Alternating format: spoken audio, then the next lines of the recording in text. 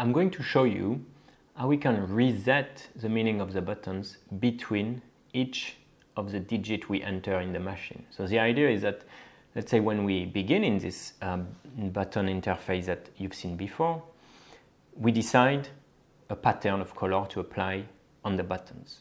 And we stick with that same pattern all along the interaction with that machine. Here what we did is we just, between each digit, we reset entirely the meaning, the colors of the buttons. That means that you can use the same buttons differently each time you type a new digit. So that's an additional kind of security features, and I just want to show you how it works here. So we have our same interface, the pin code, we enter it on the top. The digit that the machine is asking us the color of our digit is in the middle, and on the button we have the buttons. So for this demo I'm going to type 1, 2, 3, 4 using the buttons, and for the first one I'm going to use only the top buttons, right? I'm going to use the 2 left buttons to mean yellow and the one on the right to mean gray. And for the second digit I'm going to switch that. So the 2 first will be gray and the last one on the line will be yellow. So let's start with 1. 1 is gray, and I'm deciding that this button is gray, so I'm clicking on the gray button. 1 is still gray, so I'm clicking on that button again. And 1 is yellow, I'm using one of those 2 buttons. So yellow, yellow, gray. And that's it. The machine figured out that I was typing a 1. And previously you would have seen colors. You would have seen those 2 buttons here would have been yellow, and this one would have been gray. But here what we did, we just reset entirely the colors of the buttons. So there is still no button, no color on the buttons. And I'm going to totally flip what I've used before. So 2 is yellow, and I'm going to use this top right button that was previously gray. Now I want it to be yellow. So I do yellow for 2. Gray will be one of the two other buttons. So gray, yellow, yellow, and that's it.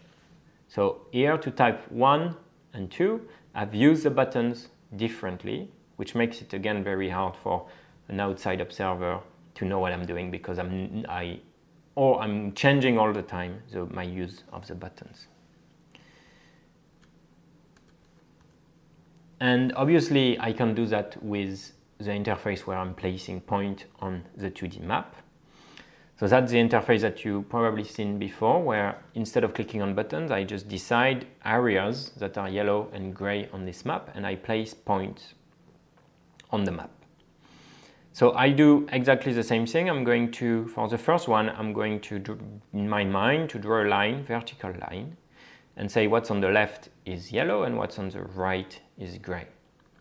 And then for the second digit, I'm going to draw an horizontal line and say what's on top is yellow and what's on the bottom is gray. So let's start. I'm going to type 1, 2, 3, 4. So 1 is yellow, so I'm drawing my vertical line. On the left is yellow. On the right is gray. 1 is gray. 1 is gray, so it's on the right. 1 is gray, so it's on the right. 1 is yellow, so it's on the left. Left again. Yellow. Yellow on the left of the line. Yellow on the left of the line. Yellow again. A lot of yellow, so on the left, on the left, on the right. On the left it's yellow, on the right because it's gray. And that's it. We just found out that I was typing a number 1, and you saw that all my points that I placed have disappeared.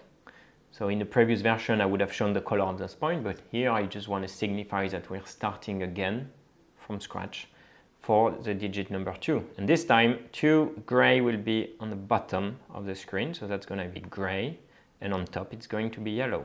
Yellow, 2 is yellow, gray, yellow, gray, yellow on top, gray on the bottom, yellow on top, gray on the bottom, yellow on top, yellow on top, gray, yellow, yellow, yellow, gray, yellow on top.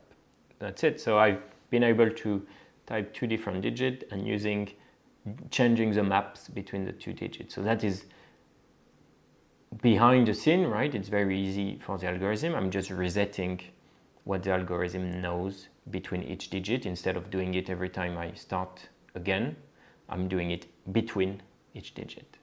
So you can try this for yourself on the links below the video.